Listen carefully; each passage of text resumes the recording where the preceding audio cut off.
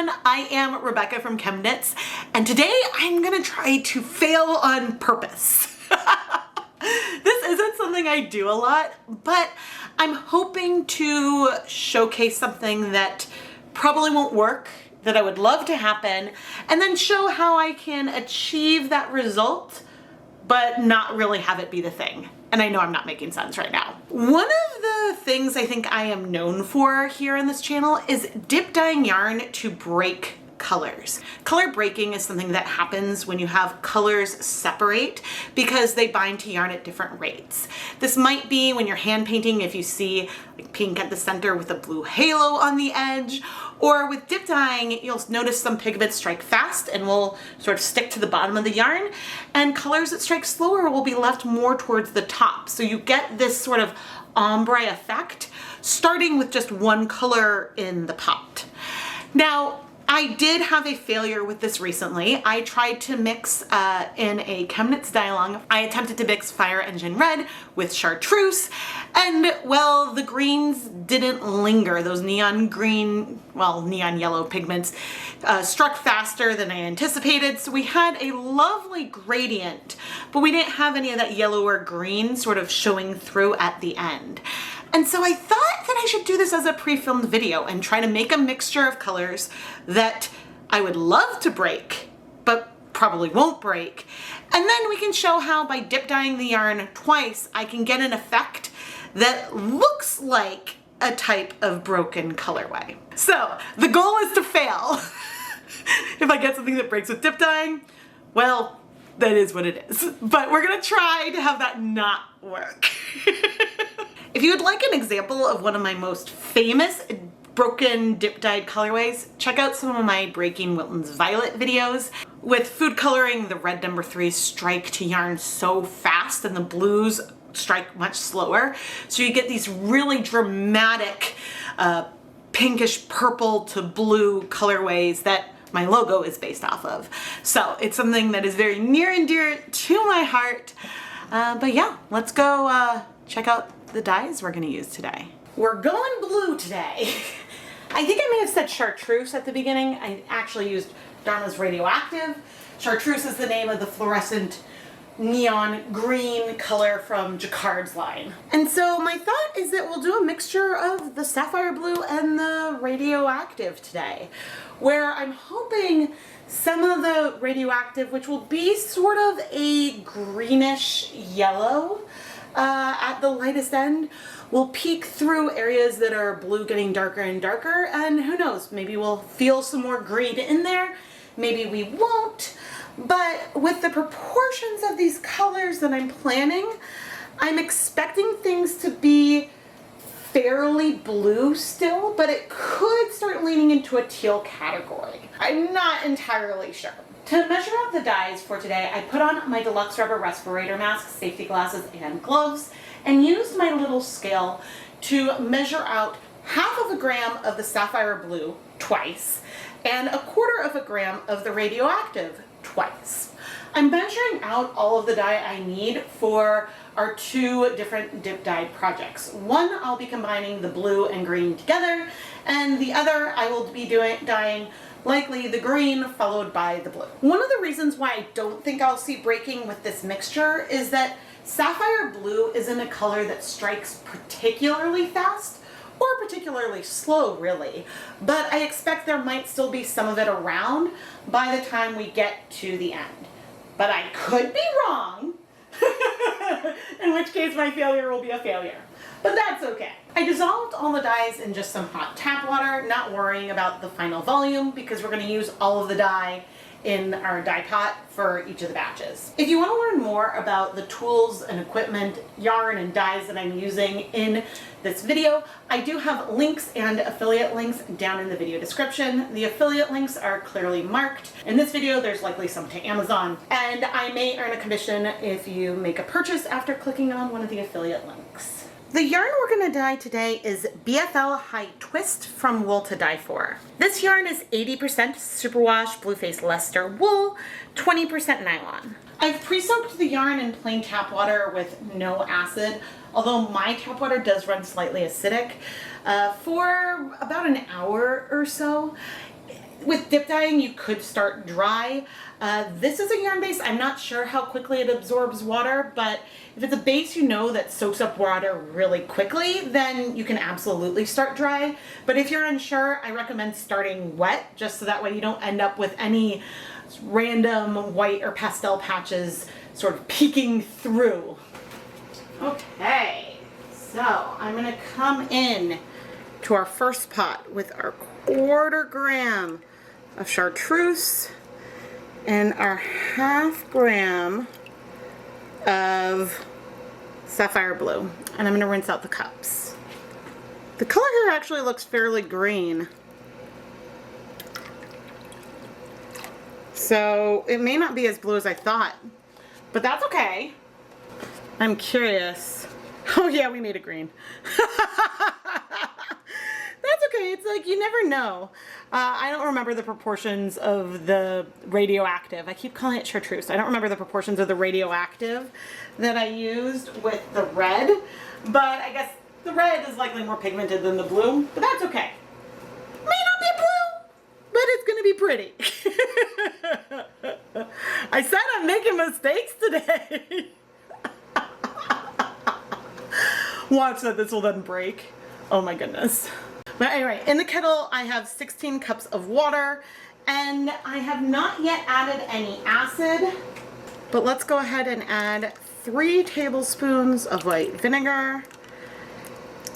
And I'm going to add 3 tablespoons of white vinegar to the other pot where I'll be dip dyeing things separately off camera, just so that way that is already done and I know there is acid in there.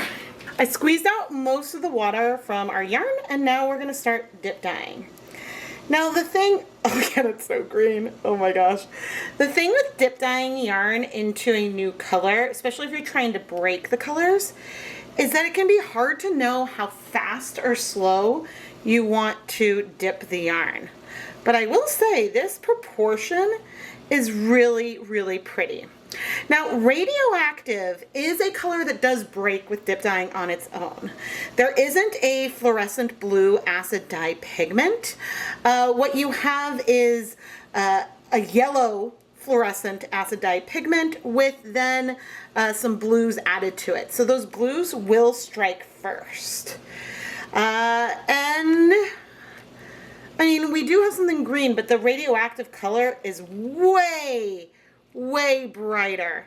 And so the trouble here with attempting to break, and I do feel like we have some pigments that have struck at the bottom that are different to what we're seeing towards the top.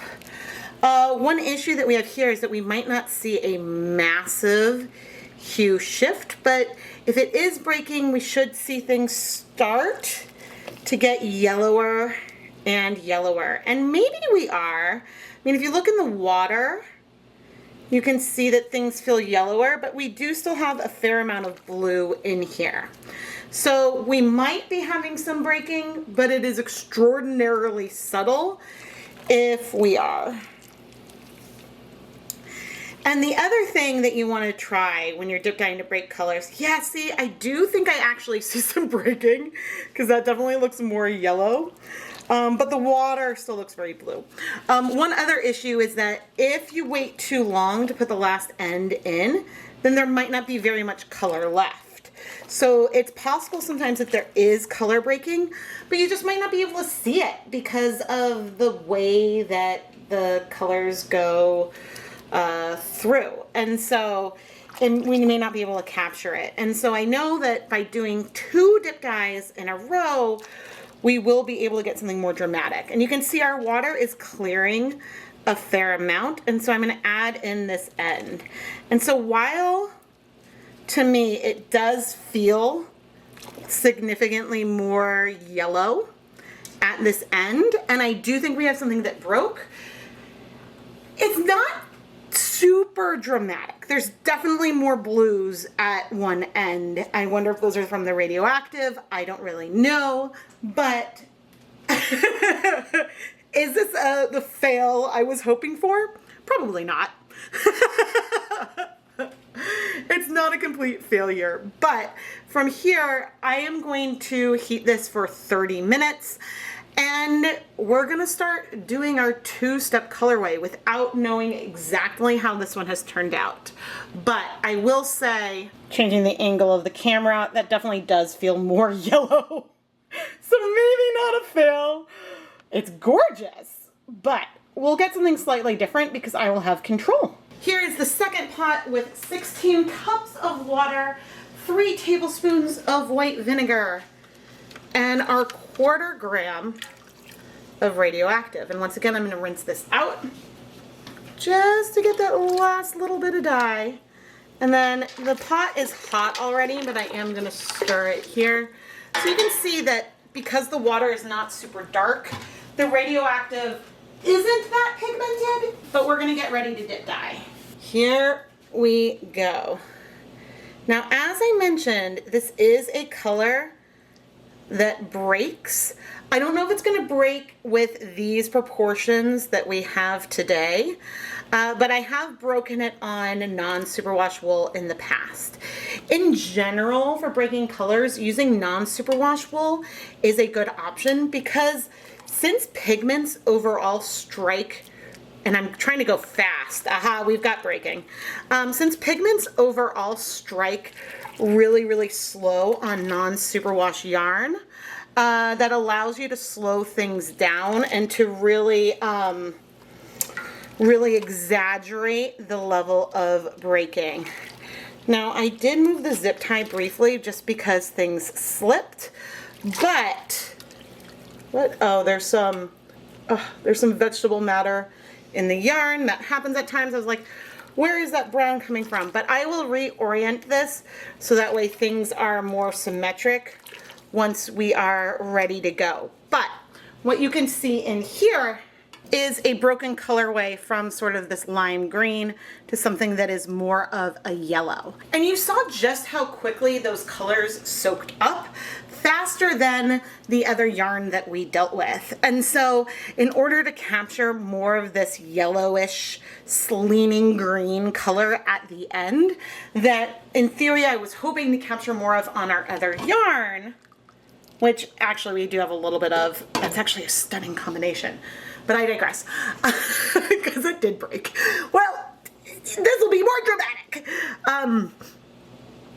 But this gave us the ability to dip dye this faster to get the color we wanted at that light end. And I'm gonna hop back in front of the camera. But I will let this sit 15 minutes or so, trying to wait for the majority of the color to strike. If there's a little bit left in there before the second dip dye, that's not a problem today. The hallmarks of a broken dip dyed colorway are that you have sort of a transition of color from one hue to another hue. But the other hallmark is that the deepest color is at one end and the lightest / brightest color is at the other. And so this is something that differentiates a broken dip dyed colorway from something that is dip dyed into 2 colors. But you could get a similar effect to what I'm talking about today by kettle dyeing the yarn first and then dip dyeing into another color. But the one difference here is that we do already have a gradient established. Whether or not the first color breaks like radioactive does, we have a gradient with less and less pigment going to the other end. And so that subtle difference, I think, does actually make a difference when you are looking at the way that the colorways come together versus doing just sort of a tonal on top. It just sort of changes the way the softness of the colors go. And as we go and dip dye into the blue for our next step there, we're not going to need to use 100% of the dye. We can use as much as we want, but you don't have to stick the very end of the yarn into the dye pot in the end. You can dip dye until you're satisfied with the color coverage, and then you can go and steam set it if you want to keep that other lightest color a little bit more pure. Or depending on how quickly the other color strikes, we can leave it all in the dye bath. So you do have choices there with how you proceed. But either way, it gives the effect like you might get if the colors broke, even though you are layering the colors on top of each other. And one other note before we go back and dip dye into the blue. Why might you want a dip dye color that breaks versus just dyeing the yarn in 2 rounds? Well, I mean efficiency. If you can dye a stunning colorway that breaks in 1 round of dip dyeing versus having to do 2, you can finish your yarn that much faster and potentially process more colors. And so it's just an efficiency thing. But ultimately, if you don't want a surprise, if you want to have more control over the way your colors are, do 2 steps. But if you enjoy the surprise and seeing, will this break? What will I get? Then do it as 1, because it's a lot of fun. It's probably been like 10 minutes or so. I don't always cover my pots when I'm dyeing yarn. The main reason why I had things covered today is that I just wanted to maintain the water level as much as possible. And sometimes I aim to only wait 10 minutes, but then in actuality it could be a lot longer. Today I'm right on target with the timeline I was going for, but you never know. Okay, let's remove the yarn. And we have a little bit of yellow left in here. That is totally fine. But see how the color is different? I'll move the camera. Our yarn is overall very, very green, but you can notice that this yarn is distinctively more blue than this. It's not just the color getting lighter, the blue pigments are striking a little bit faster down here. And one thing I'm actually curious about, I'm curious if I'll observe a shift in fluorescence, because on one hand there's more pigment down here, but on the other hand the blues aren't fluorescent. So let's see. Okay, under the black white, I would say that this does feel more pigmented. There is more of the fluorescent yellow down there. It's definitely feeling more green versus yellow, but overall it's still extraordinarily bright all the way around. And, well, just fun. But, okay, nothing super conclusive. There's a lot of fluorescence up here still. And as for adjusting the zip tie, I actually don't think we need to. There are some areas that are more blue, sort of kind of creeping up there, but that is okay. And so I hope that the breaking in here, although subtle, is coming through. But let's go dip dye into blue. The first thing I need to do is add the blue dye and not add the cup into here. I did lose some of my cups because I accidentally poured hot dye bath water on them and they melted.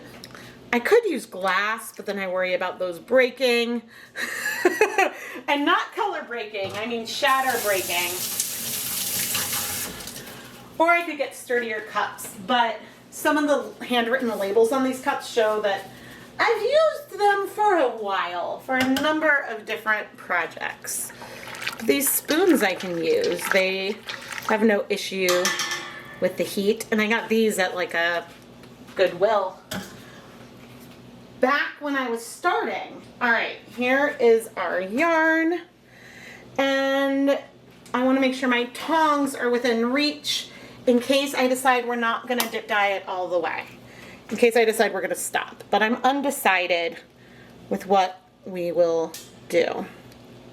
Now, I could have added more acid so that way our blue colors strike a little bit faster.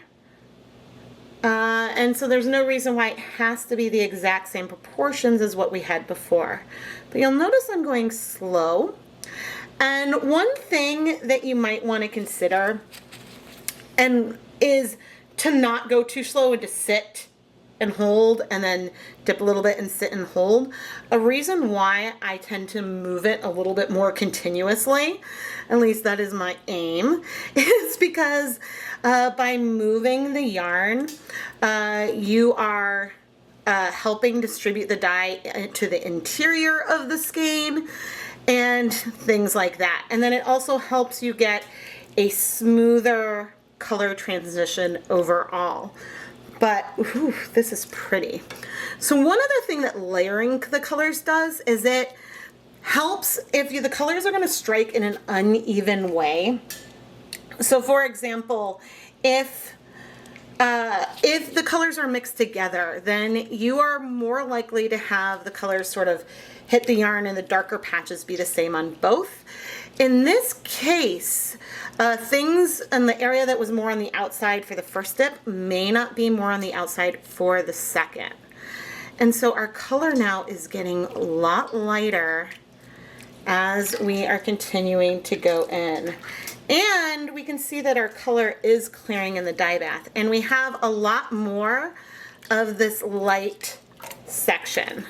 Now, if I wanted to leave things in the dye bath, I could set something up to keep this little bit of yarn out of the water, or even more. I think if I was gonna leave it, so to avoid a demarcation line, I would try to keep like more of the yarn out of the dye bath. But I'm actually on the fence about not going in all the way. I think that maybe we should, even though we have some little bits of blue. I think that what we have is going to be similar to what's in the other pot, but certainly slightly more dramatic. I don't know. I'm debating. You can let me know in the comments if you would have put the whole thing in or what. But actually, I think that because we haven't absorbed 100% of the color, we've absorbed most of it, I'm inclined to remove the yarn and steam set it instead of putting this end all the way in the dye bath. Because if there are some residual blue pigments in there, because there's less pigment in this more yellow section overall, some of those could strike, or maybe some on the edge of the pot could get into that color. And so I think I'd like to avoid that, but I still want things to be soft. So this is what we're gonna do.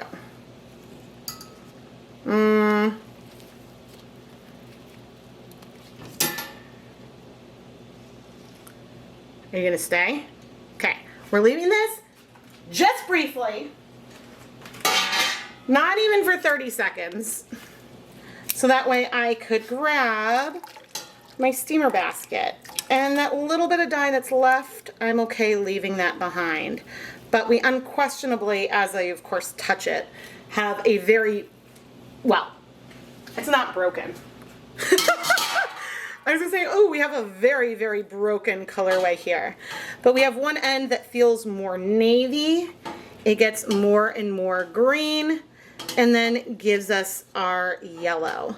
Now, if I were to dip dye one end of this yarn into the chartreuse and then the other end of the yarn into the blue, this wouldn't be as yellow. This would be a lot more green because of the way that those colors strike. Now, I could have dip dyed this end into Fluorescent Woman if I wanted it to be yellow, but the residual radioactive does have a little bit more to it than, it's like a little bit greener than a fluorescent yellow would be. And so, yeah, I mean, that's why this all kind of works, because the depth of color gets darker and darker as we go to the end that was dipped in twice. Now, I can say that this is more yellow than our colorway that did break that's in the other pot.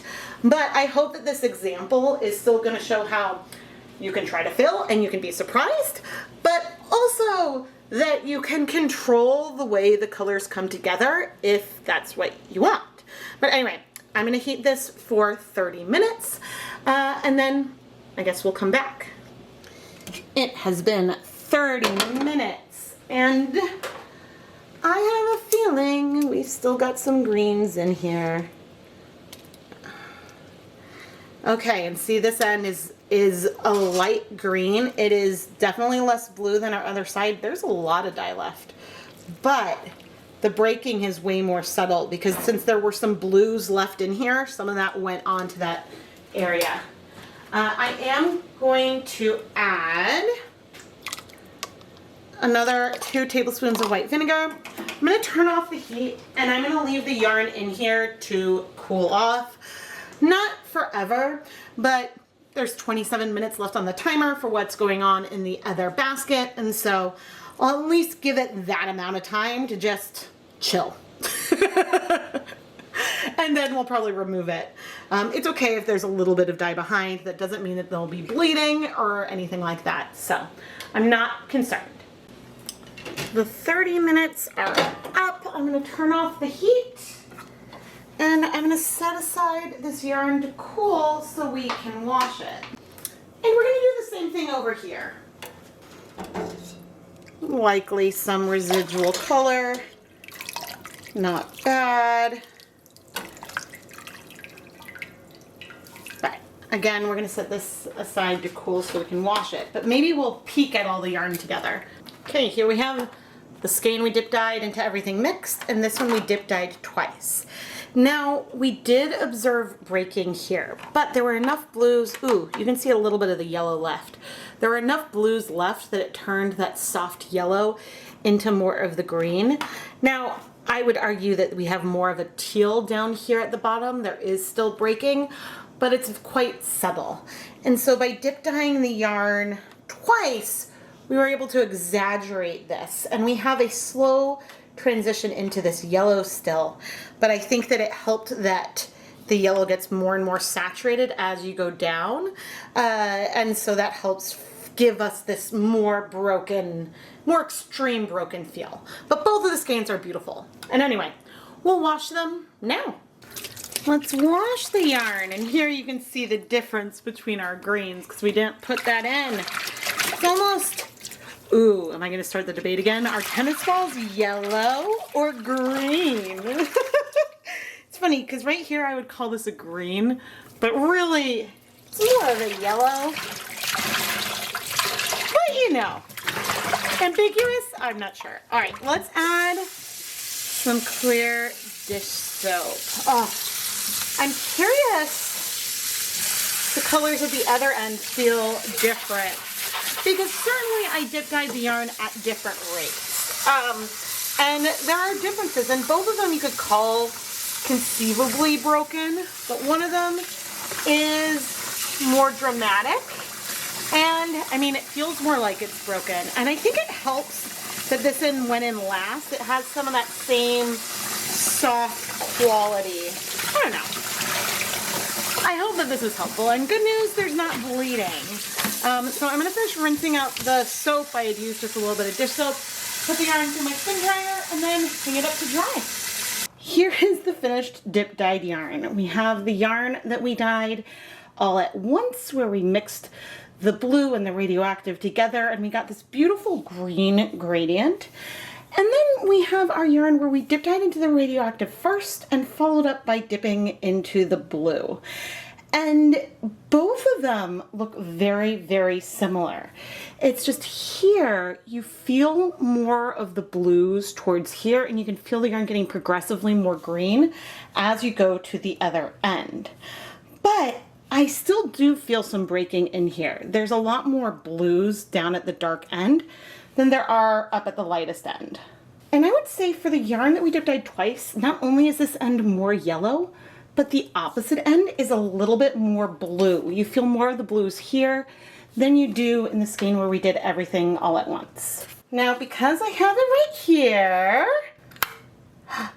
woohoo! We've got fluorescence. And here you can see some fairly extreme differences. The fluorescence is brighter when we dip dyed into the radioactive on its own, and then the blue, because we have just mostly that fluorescent yellow pigment in here and very little blue pigment. Over here, not only do we have more blue pigment where the yarn looks fairly green, but because I was dip dyeing to try to break, a lot more of the fluorescent pigment is also down towards the other end of the yarn, so we have less here in the end and it's less bright. And again, one project I know people want to see is for me to dye yarn with a fluorescent dye first and then over dye it with a color, and we've got a great example of that here over on the left. But people also want to see the reverse and have me dye, say, that blue first and then dip dye into radioactive or fluorescent lemon or something to see if we see more fluorescence at that darker end. And there isn't no fluorescence down here.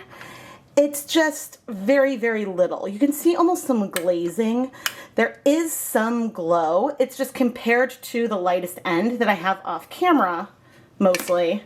What is left in these dark areas is just so overwhelmed by the brightness at that lightest end. So anyway, I'm not saying never for those experiments, but my hypothesis is that we'd get yarn that would look pretty much exactly like this under a black light. I am Rebecca from ChemKnits, and I really hope that you have enjoyed this video. I had a lot of fun, and the concept of this, I don't know why, it just made me laugh. And so I had a lot of fun filming this one, and I hope that you've enjoyed watching it as much as I've enjoyed filming it. I know at times I can go a little over the top, but honestly, my personality is fairly over the top even when I'm off camera. So it's sometimes a question about letting you see exactly how excited I am versus holding it back a little bit. But anyway, please subscribe and turn on notifications so you never miss any new videos. And if you want to help support the content here more, go and check out all the yarn in the ChemKnits Creations Etsy shop. You'll find links down in the video description. Thank you so much for watching.